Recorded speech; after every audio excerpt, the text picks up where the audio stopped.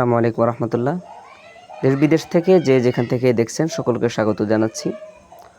দীর্ঘদিন থেকে আমার কাছে কিছু ভাই আবদার করতেছিলেন, কিছু ভাই বলছিলেন যে আমি যেন একটা তরজমা এবং একদম সংক্ষিপ্ত কিছু তাফসির সহ ভিডিও আকারে পার্ট বাই পার্ট আপলোড করি, কিছু কিছু করে দেই। তো অনেক দিন ধরে চিন্তা করতেছিলাম, করতে করতে একটা পর্যায়ে চিন্তা করলাম যে শুরুটা শুরু করি এবং আল্লাহর নাম নিয়ে শুরু করলাম। তো এই ভিডিওটা তারই একটা মোকদ্দমা বলতে পারেন বা ভূমিকা। আসলে তাফসিরুল কোরআন বা কোরআনে কারিমের তাফসির নামে আমাদের সমাজে যা কিছু প্রচলিত আছে, মাহফিল আছে, অনেকের অনেক প্রোগ্রাম আছে, যেগুলো আসলে যথেষ্ট চমৎকার।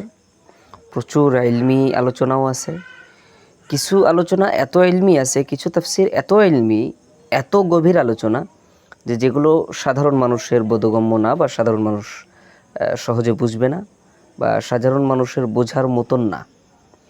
অন্যদিকে অনেক এমন প্রোগ্রাম আছে, অনেক এমন তাফসির আছে যেই তাফসিরগুলা আসলে তাফসির বলা যায় না। মানে তাফসিরের নামে এমন অনেক গালগপ্প চলে যেগুলো আসলে তাফসির বলা যায় না। অনেক ইসরায়েলি রাওয়ায়াতের ছড়াছড়ি আছে তাফসিরের ভিতরে।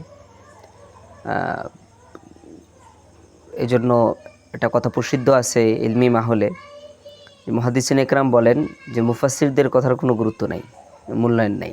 কারণ অনেক মুফাসসিররা এ ধরনের কথাবার্তা বলে থাকেন, বিভিন্ন ধরনের, যেগুলো আসলে গ্রহণযোগ্য না।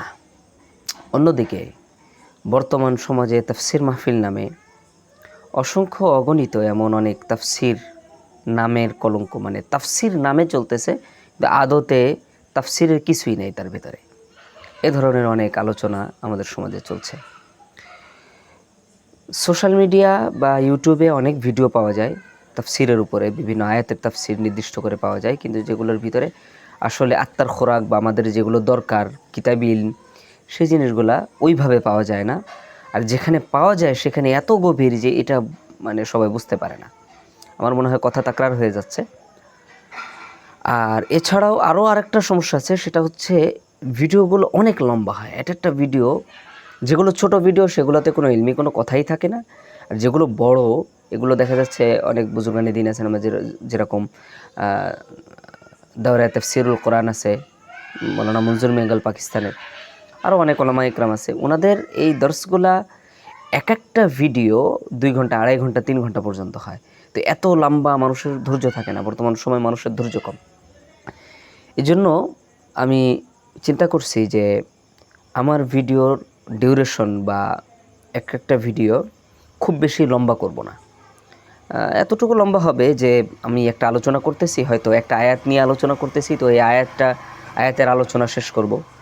অথবা যদি ছোট সূরা হয় তো একটা সূরা আলোচনা করলাম। কখনো কখনো একটা আয়াতের উপর থেকে বিভিন্ন হুকুম হাকাম থাকবে, যেগুলো আলোচনা করে শেষ করতে দেখা যাচ্ছে একটা আয়াতের উপর আলোচনা করতে আমার কয়েকটা ভিডিও হয়ে যাবে, এমনটা হইতে পারে। আমি চেষ্টা করব আমার ভিডিওগুলা 10 থেকে 20 মিনিট, সর্বোচ্চ 30 মিনিট, 30 মিনিটের উপরে যেন আমার কোনো ভিডিও না যায়। দোয়া চাই, আল্লাহ তাআলা চাইলে আমি কাঙ্ক্ষিত কোনো কিছু দেওয়ার চেষ্টা করব। আসসালামু আলাইকুম ওয়া রাহমাতুল্লাহ। দেখা হচ্ছে পরের ভিডিওতে ইনশাআল্লাহ।